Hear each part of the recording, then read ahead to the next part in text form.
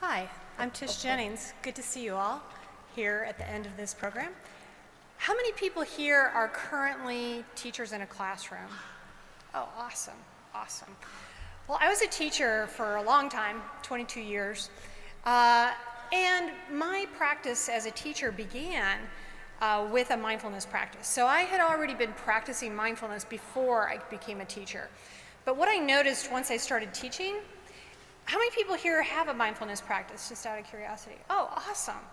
Well, what I noticed, and you might notice this too, from my own personal experience was when I practiced regularly, my teaching practice really improved. And when I didn't practice regularly, I started feeling stressed out more often. I tended to take behaviors personally.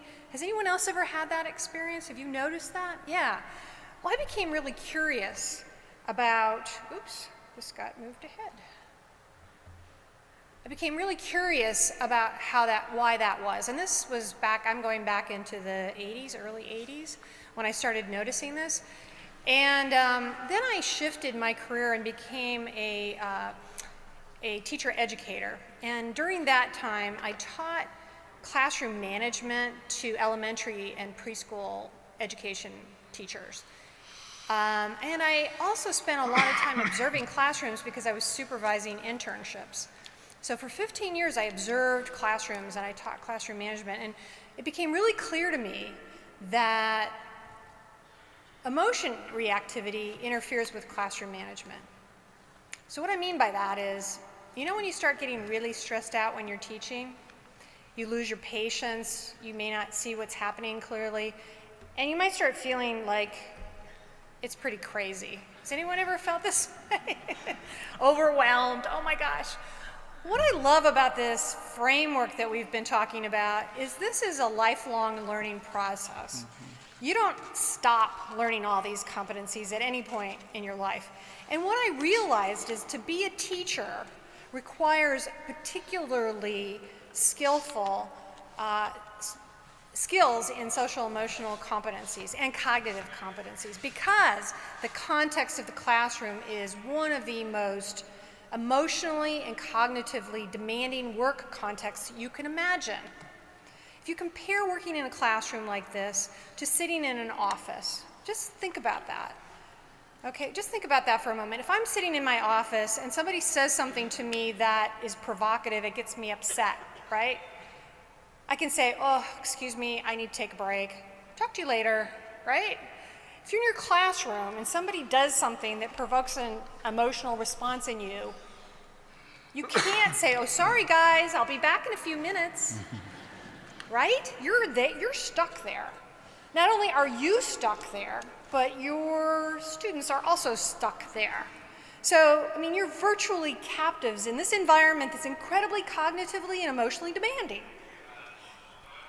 Why didn't anybody realize that this particular context needs maybe some extra skill set to deal with? In fact, Lee Shulman, who is a emeritus faculty at Stanford, through his whole career, he studied professional development. He looked at education, medicine, and engineering. And he said there's only one context in medicine that compares with the demands of being a classroom teacher.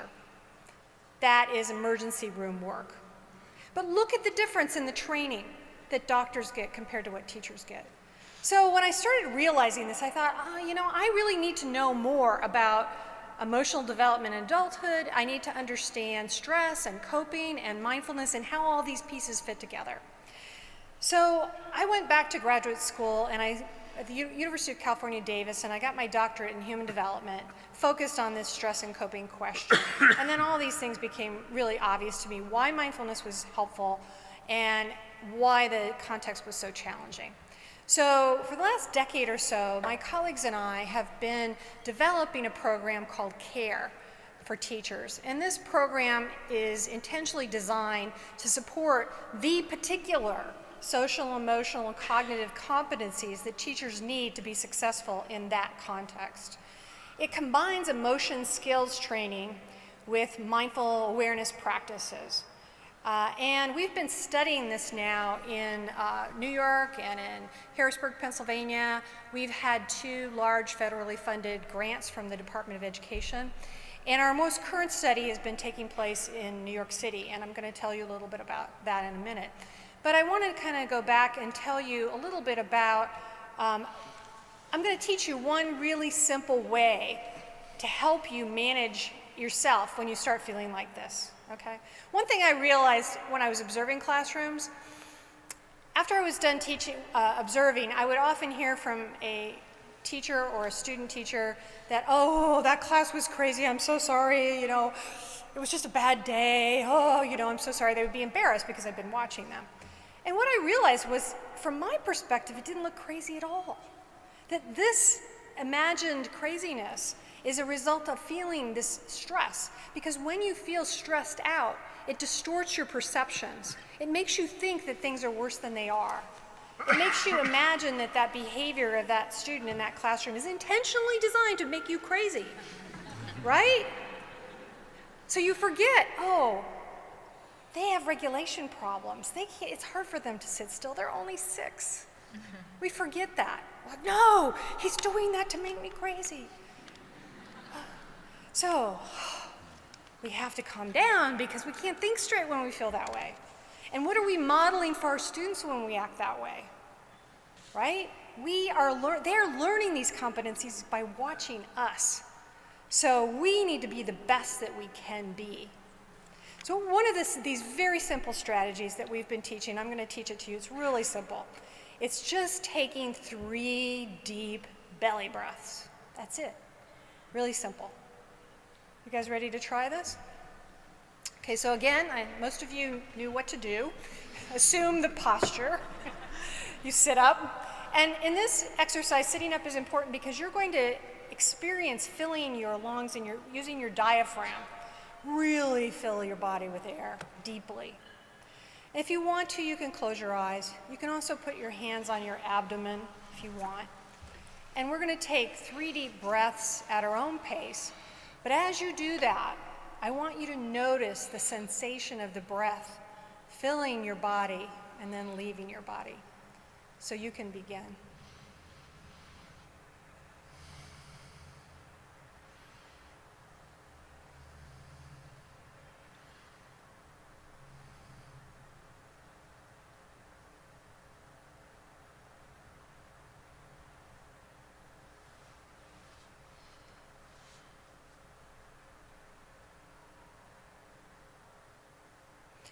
And when you're done, just take a moment to check in and see how you're feeling now. I know I feel really different because often when I stand up in place like this, I get nervous. And just taking those 3 breaths, I could feel myself, my anxiousness just go down. The tricky part of this exercise is remembering to do it and noticing when you need to do it. So one of the things we do in CARE is we help teachers recognize the signals of stress. For me, the first signal I feel is this. My shoulders creep up. Anybody else have that experience? I start finding myself like this. And as soon as I do, I think, oh, take a breath. Now, you don't have to close your eyes when you do that 3 breaths. You can do it at any time, whatever's going on. Nobody has to know you're doing it. You can also teach it to your students when your whole class needs to calm down. So this is a good takeaway for those times when you start noticing your stress level rising. I want to leave you with a little bit about the data from these studies that we've been doing. I'm really excited about this New York City study. We had 224 teachers randomly assigned to be in CARE, to be in a waitlist group, elementary teachers. And what's really exciting is not only did we show improvements in teachers' mindfulness, emotion regulation skills, and reductions in distress and reductions in something called time urgency. Time urgency is, I don't have enough time to do everything I have to do. Do you guys ever feel that way? Yeah, me too. So we reduced that, but the exciting part about this research is that we showed improvements in their classrooms, observable changes, improvements. So we showed improvements in positive climate. These are positive social interactions going on in the classroom. teacher sensitivity to the needs of the students, and productivity. Really exciting outcomes. We have 5,000 students in this sample that we are still analyzing data from. So if we can show that helping teachers be more present, mindful, and aware, and modeling the behaviors that we've been talking about and these competencies, that their classrooms improve and their students improve, without teaching the kids any particular curriculum or anything, not changing that, just changing the teacher. It's pretty phenomenal. Finally, I just want to let you know about my book, Mindfulness for Teachers, because this CARE program, this is like a companion to the CARE program. It contains a lot of really important information about emotions, about mindfulness, and about how to apply this emotional skills training and mindfulness to improving your classroom. So thank you very much for your time, and I appreciate your attention.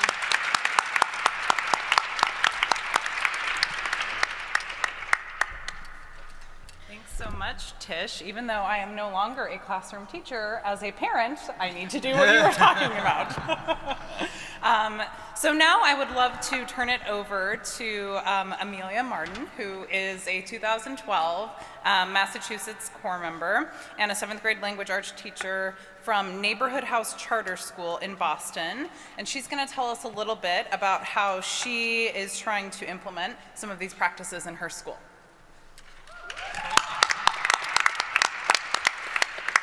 Everyone. As you said, I'm Amelia Martin. I'm a 7th grade English teacher up in Boston, and I consider myself very fortunate to be at a school where social emotional learning is really, really highly valued. Across our school, which is a K-8, we value that in every classroom every day of the year. And so kind of what that looks like from the broad overview is just, our school believes foundationally that social emotional learning is important to helping kids overcome obstacles on the path to life success, be that personal or academic. And so what that looks like practically is kind of threefold. So first is we believe that there's data on this and that we need to access that. So we're partnered with an organization called PAIR, which is the Partnership in Education and After School Resiliency. We call it PAIR. And basically, kids take baseline assessments at the beginning of the year where we ask them 62 really personal questions that cover everything from I feel safe when I'm at school to I have positive adults or positive relationships with adults to I believe I can and will be successful. Based on that, we get individualized dashboards for each student that has information on all of those different realms that teachers then have access to make decisions about groupings, about interventions, about where a kid's going to sit in the cafeteria. And so we use that on a variety of levels to sort of tap into our students' strengths as we use those to overcome their struggles. And then a second component is education. We believe that kids need to be educated on issues of social emotional learning. So beginning in our K-1 classrooms straight through 8th grade, we have dedicated classes either once a week for half the year or 3 times a week for like 5 or 6 week sessions that range on a variety of topics from knowing themselves to learning how to interact in the world to learning how to interact in their neighborhood context. And those are groups that are facilitated by full-time staff at the school, social workers, psychologists, people who are really trained in group facilitation theory. They're small groups, they're responsive, they're focused. And then I think the third umbrella refers to those students that need a little bit more. We recognize that not every kid comes to school with the same needs and that we need to meet them where they're at. And we fight like hell to not give up on kids. And so we think that that involves creativity, it involves responsiveness, it involves doing whatever it takes to keep kids stable and learning. And so as a 7th grade English language arts teacher, I'm not the one who designs these programs, I'm the one who implements them, who uses them in my classroom. And it takes a little bit of work to analyze that data, but I do find that when you do kind of dig into those dashboards and dig into their strengths and their successes, that really all of my kids, even the ones that are tapping the pencils and carving the desks and making me sometimes pull out a career change, are really capable of so much, and that each and every one of them has strengths. So that's a little bit about what we're doing up at Neighborhood House.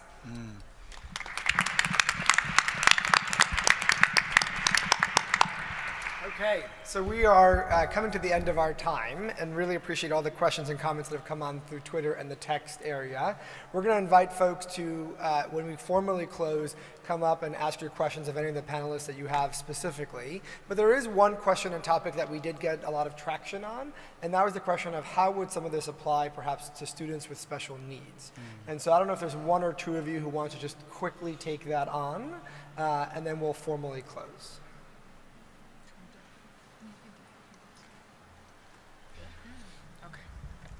Hi, so Mindful Schools works a lot in classes where students with special needs have been pushed in, as well as in classes where students have identified needs and they've been pulled out. And one of the things that we do is we teach all of the social workers and implementation people who are doing it tiered interventions to know exactly what's happening in each one of the classrooms in terms of the mindfulness practices, so that we use a language that feels familiar to all students. And that's one of the strengths of working and collaborating as a mindfulness coach or instructor, a classroom teacher who's been educated in mindfulness within the school, is those strong collaborations with whoever is the instructional coach. We make sure that they also understand how we're doing this, and we encourage them to use it in interventions. A lot of the times what happens for us is that we have to, and have the pleasure of, modifying our practices to work with our students as they are capable. So for instance, in one of the classrooms that I wrote about recently on the Mindful Schools graduate school blogs, these are autistic students who got a grant, and they're using a biofeedback mechanism to actually teach themselves what calm feels like and what a mindful breath looks like. So they're following the data on their little devices.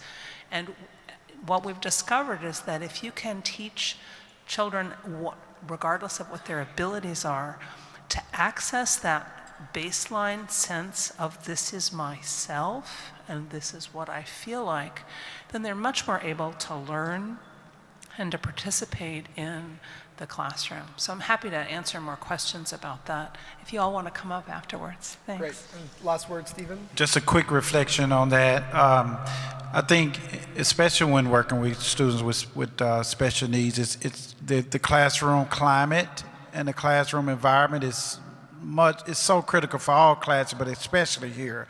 So we do some very intentional work about creating safe, reflective classroom space that I would love to share with you, or you can email me and I'll tell you more about it.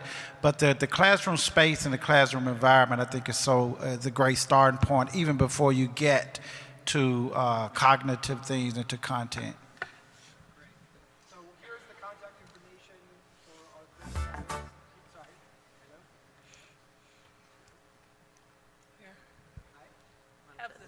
All right, we're going to switch. So here's the contact information for our great panelists, and if you want, for Lindsay and me. We invite you to continue this conversation both by coming up now or by reaching out via email. Thank you so much to our panelists for being so accessible, both in the room today and going forward. And another thing I'll just say before passing it back to Lindsay is, we really do feel, as people who get to work in this field on a daily basis, that there is a movement that is talking about how these broader student outcomes, inclusive of academics, come together. And you all are the ones on the ground making that implementation happen. And I know that I can speak for both of our foundations and the organizations that are here. We just want to know what it will take to give you the resources, tools, and support you need to be at the front of that movement. So thank you. Yes, thank you so much for coming.